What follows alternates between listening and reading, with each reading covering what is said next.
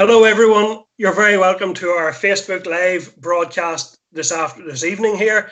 And tonight we are focusing on the issue of unpaid care and the very substantial work that unpaid carers do at any time in terms of looking after their loved ones. But in particular, the events around Covid-19 have witnessed great upheaval for carers, an awful lot of additional pressure being placed upon carers. And I suppose what we wanted to do tonight was to sort of raise awareness. This is Carers Week 2020. It is actually the last day of it. And we thought, given all the restrictions, we've done events in past years where we brought people together, but given the restrictions, we thought what we would do tonight is try to provide a bit of an information session in terms of pointing people to sources of information, sources of support where we can. We might not get to every question tonight. I'm sure we probably won't, but if we don't, we will go back over the questions online, and we will have a team of people who will come back and take a look at those and try to provide additional support. And Claire Ann will actually also endeavour to follow up on any individual cases through her own network there. So I'm Colin Gildernew. I'm Sinn Féin spokesperson for health, also MLA for Fermanagh and South Tyrone. I'm joined tonight by Claire Ann McGee, who is head of Carers NI. So I'm going to just hand over to Claire Ann, and she can give you a wee quick intro to herself, and then we'll go into some of the questions that we've received, and hopefully we'll pick up on other questions as we go along. So just hand over to you there, Claire Ann, at that. Thanks very much, Colin, and thank you very much for organising tonight's event. As Colin mentioned, my name is Claire Ann McGee. I'm head of Carers NI. And one of the tasks that we do every year is we work in partnership with a lot of other community and voluntary organisations and statutory bodies to promote Carers Week. As Colin mentioned, it is Carers Week this week, and we produced a report just at the beginning of last week that showed that there are 98,000 new carers in Northern Ireland, which brings the total number of carers in Northern Ireland to over 310,000 that we're aware of. So this conversation tonight is very much just about trying to get some of that information out there, trying to support as many carers as we can. The theme for Carers Week this year was make caring visible, and I suppose that's kind of what we're trying to do tonight. As the very final day of Carers Week, we want to make sure we go out with a bit of a bang. So certainly, if you have any questions, you can send them through to Colin there, and we will try and answer as many as we can. Okay, thank you, Claire Ann. So I'm going to start out with this one here, and I think it's a fairly typical picture actually from looking at it. But anyway, so in the past couple of years, I've been looking after both my parents more and more. I started with small tasks and shopping, and now that has grown. I moved into their home at the start of the whole lockdown as I was concerned they wouldn't be able to cope by themselves.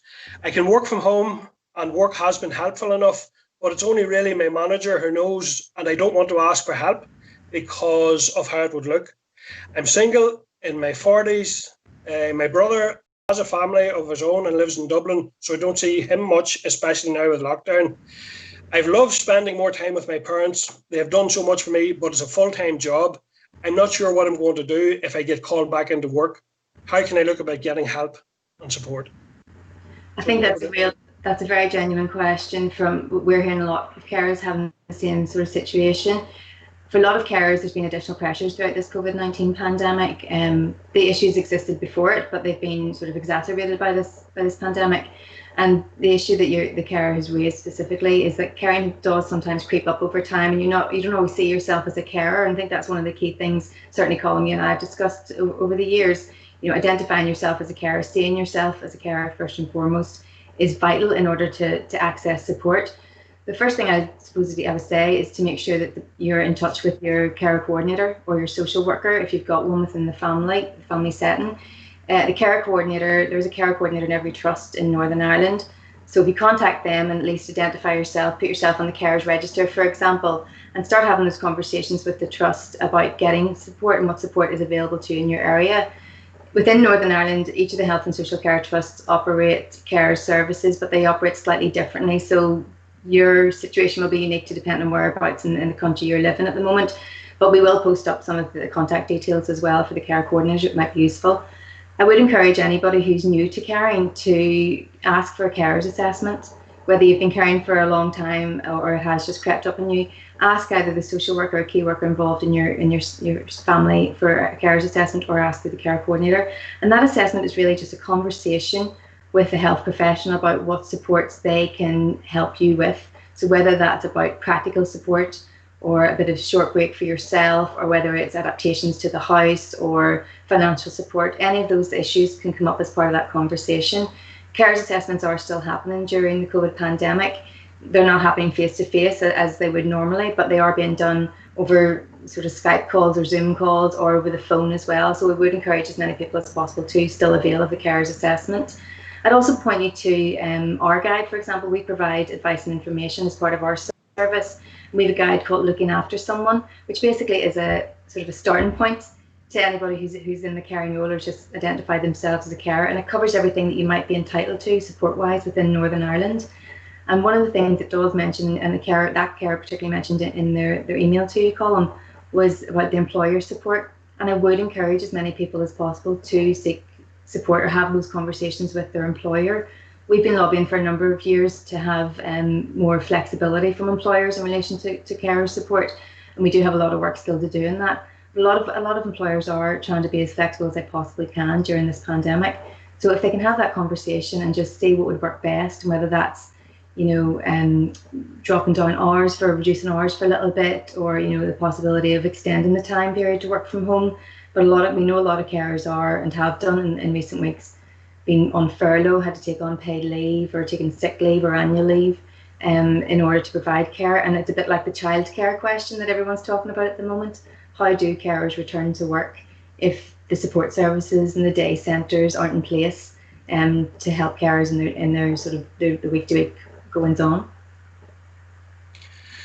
Yeah, and I think that's certainly useful information there. And I suppose it's very often the case that actually in the whole picture of care, the carers often get left sort of to the last minute. And I think we would certainly be both advocates for saying that if that's done earlier, it provides additional support for the carers, it provides reassurance for the person who's being cared for.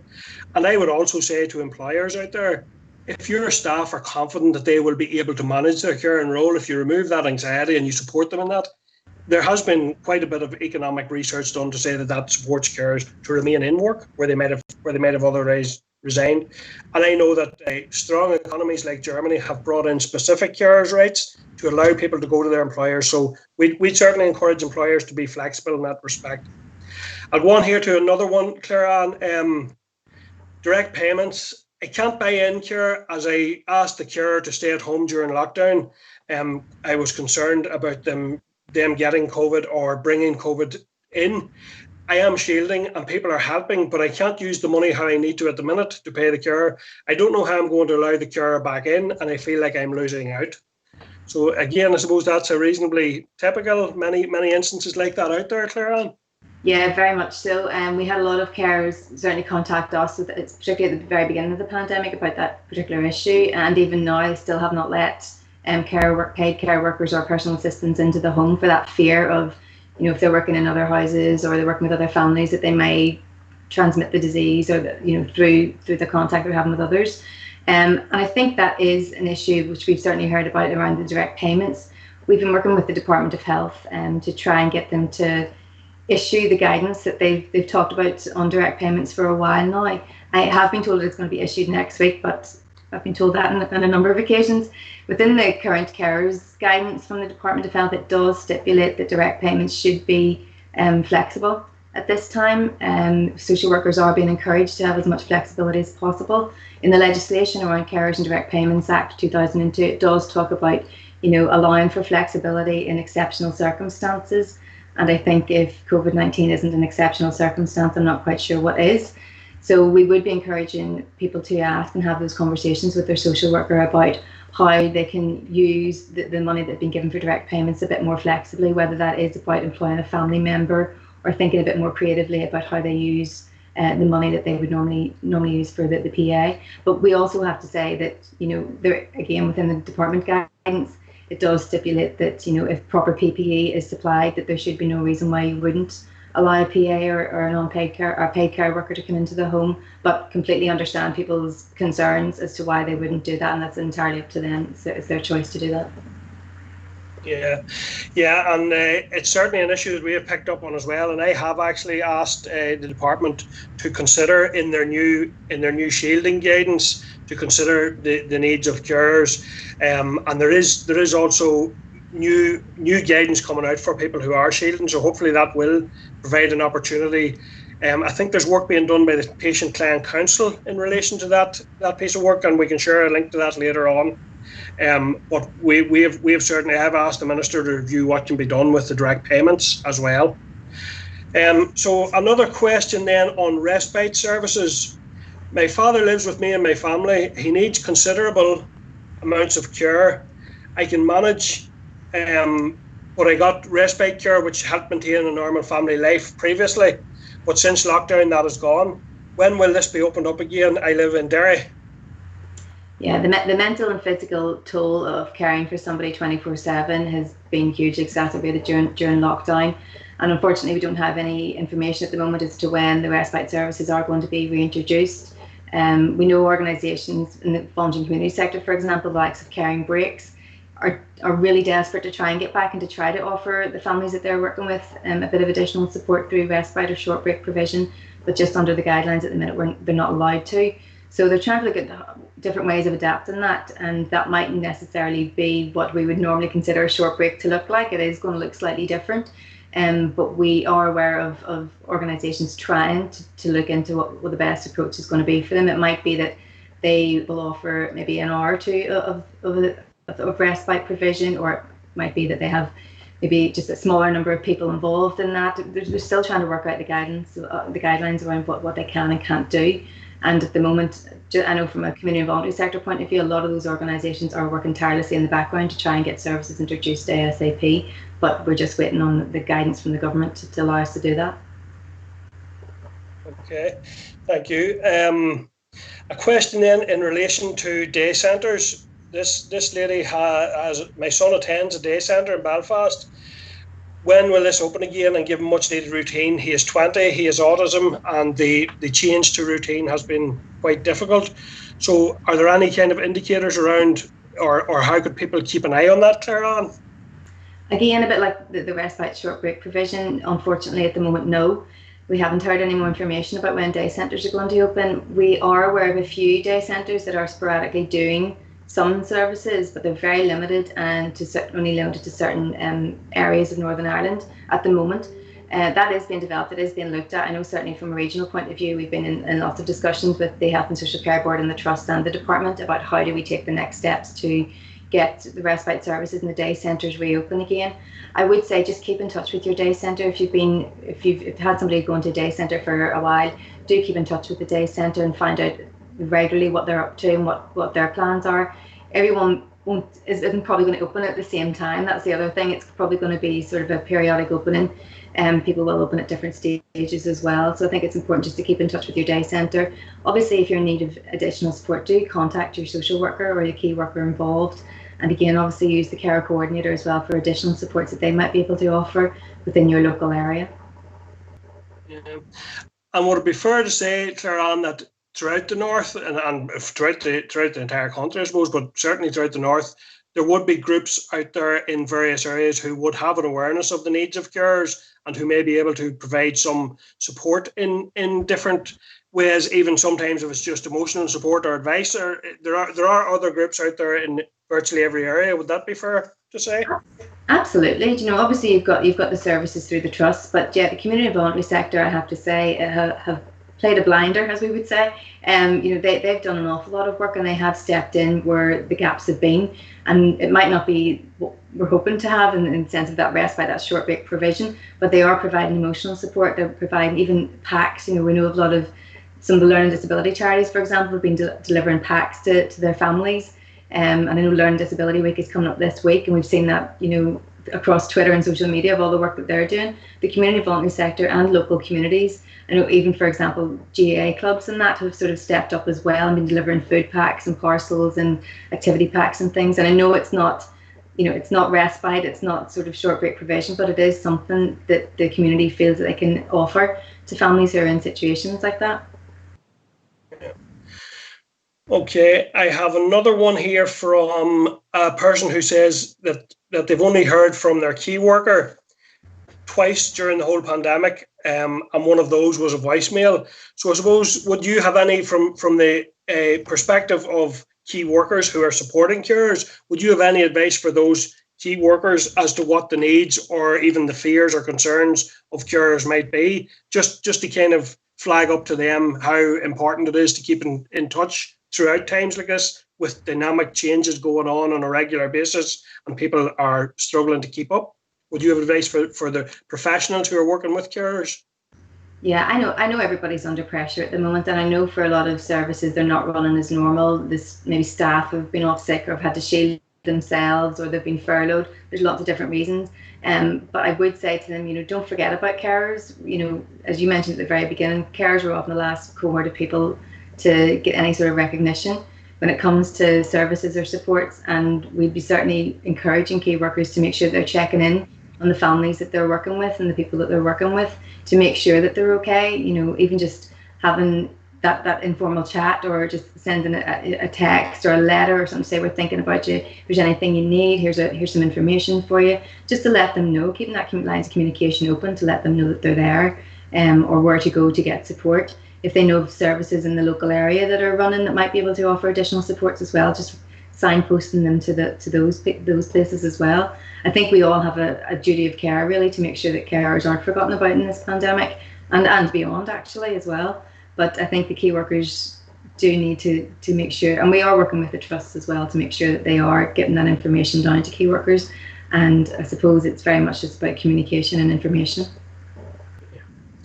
Yeah, and during one of the meetings I done actually during the week, Claire, was with one of the carers' families in NI in the Fermanagh area, and they were flagging up the issue of carers being allowed to accompany their loved ones to hospital visits. Is that an issue you have come across as well? It seems to be that there's slightly different guidance across different trusts, but that's an area of great concern as well to people, that maybe they could go along as a reassurance or even as part of the communication with someone where communication may be difficult. Is that an area that you think that trusts could look at and provide a bit more practical support? Absolutely, and I do think that the guidance and the information, I suppose, coming in relation to that has been a bit slow and a bit muddy at times, and people aren't quite sure what exactly they can and can't do. I would say, obviously there's a situation where the person you're caring for needs to go to the emergency department, accompany them, absolutely, and that seems to be fine. I think anything beyond that, you just need to keep talking to the nurses or the emergency department, the people that you're, or if you've got appointments, for example, talking to, whoever the consultant is, or the nurses, to make sure what is allowed in that ward. Every ward and every hospital is going to be slightly different, so it is worth checking in advance. Obviously, not in an emergency situation, go straight to the emergency department if that's what you need to do. But if there's an appointment that you have coming up or whatever, please do contact the ward in advance and find out what the guidance is at that particular hospital in that ward. Okay, thank you. I have one just has come in there, and actually recognise myself as one that does crop up again quite frequently. It's from someone who has been offered a package of care in the community, but there are one or two calls that are not able to be covered, and they're wondering if it becomes a direct payment issue, if they can do it on direct payment, they feel that they haven't the confidence to maybe manage the direct payments or become an employer. So I suppose my own experience in relation to that has been that there are other sources of support, the Centre for Independent Living, that who will actually guide people through, and that people maybe don't need to be as daunted by the whole issue of direct payments as they may believe. Would you have any views on that, Claire Ann, or have you come across that at all? Absolutely. The Centre for Independent Living is someone that we would recommend to a lot of people who are contacting us in relation to that. They do offer that service where they can, take some of the burden off that employer role, which can be quite daunting to a lot of people. Direct payments do definitely have their benefits, and I think it does allow for a lot of flexibility for the caring role and for the person that you're caring for. So it is definitely something worth looking into, and I would encourage people to not rule it out altogether. Do have a conversation again with the key worker if you can, or even the care coordinator, and have a chat about what that might look like for you and what support you would need in order to be able to do that. But services like the Centre for Independent Living are very good good source of information for a lot of that. Okay. One on visiting here in care homes. When can I visit my dad in his nursing home? I'm happy to use all the safety equipment, etc. It's a very good care home, but I really miss seeing my dad. It's not just to see him on the iPad. When can I see, or when can I visit them? I suppose that is still dependent on the care homes and dependent on guidance being issued. But have you come across that concern among the carers, Clara? Yeah, absolutely. You know, if you've got somebody in a home at the moment, it's bound to be very terrifying. You know, you can't see them, and not all homes are offering the sort of the digital access or the telephone calls that we would like to hope they are. But we have also seen a lot of care homes coming up with lots of new and creative ways of engaging families at this time. But yeah, the guidance hasn't come out. We're not sure when that's going to happen, when they're going to allow visitors into care homes. Usually at end of life, there will be a member of the family allowed to come into the care home, but anything other than that at the moment is restricted. Okay. I've one in here now in relation to wage issues around the living wage and fair pay. I feel like I'm being used and under so much pressure to turn up each day for work. And so I'm guessing that's from someone who's in a paid caring role, but it certainly is something I think that we all share a concern around, that the need for those carers to be properly supported, properly valued. And I think we saw a grave concern around the start of this pandemic that they hadn't been properly supplied with equipment, and you know the concerns arising from that. So I know it's a commitment in the new decade, new approach agreement, and I think it's important that we see it through cost of care. And I think all those people out there who have been actually proven to be so essential to our care, our health and social care system, I think that's one of the things we all hope coming out of this. While we're concentrating on unpaid carers tonight, I think we all hope that the whole health and social care, and particularly the social care element of that, is looked at in a way that properly reflects the needs of the community and the needs of the people who work in those roles. So I suppose just get a quick look through here, and I'm conscious that we're coming to near the end of our time. We're doing about 30 minutes tonight, and we will hopefully come back on any subsequent questions. But what would be some of the issues that you're seeing a lot of yourselves, Clara, and what are the types of issues that you are coming across at the minute in relation to COVID-19, the additional problems that carers are facing? Very much at the beginning, our advice line was taking inquiries and queries in relation to the likes of the PPE and testing issues, which came up immediately within the first couple of hours of lockdown being announced. It was something that we were very active. We also heard a lot from people at the beginning in relation to the closure of special schools.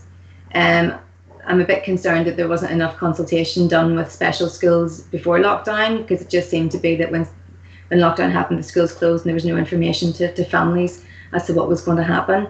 And for a lot of people who are going to special schools, it's not just about the education side of it, it's they get their physiotherapy, they get their speech and language therapy all done through the school as well. So I suppose where we're at now, things have moved a little bit. There's still a lot of concern out there. The information, I hope, is coming through a little bit better now than what it was at the beginning. But we're starting to see now more carers really concerned about what's going to happen now. So we've done this for 14 weeks. We've struggled on. How long are we expected to struggle on for? When are the services going to start to come back? What does that look like? What's the new normal going to look like for us? We're not going to get back. I think there's a recognition that we're not going to get back to full services and full supports anytime soon. So what does the short, medium and long term look like for us? Carers are very concerned. I know certainly the research from Carers Week showed that 53% of people who are caring or new to caring through COVID are employed, and there's a genuine concern there, as we touched on earlier, about when and how do I go back to work safely. I don't want to go back to work if I'm at risk in any way, shape or form of bringing anything back to the person I care for. And a lot of carers are looking after maybe more than one person, as well as maybe dependent children who they're trying to homeschool as well. So there's an awful lot of pressure on carers at the moment, and it's the mental and physical strain of that and the toll that's taken. And if you can't see light at the end of the tunnel because there's no respite, there's no services in sight, that's going to be a huge burden for you to have to carry. So I suppose there's a lot of different issues there coming up. I think where we're at the moment is trying to look at how do we safely get services back in to homes, and how do we safely open up respite and day centres again, and how do we start moving on to what the new normal is going to look like.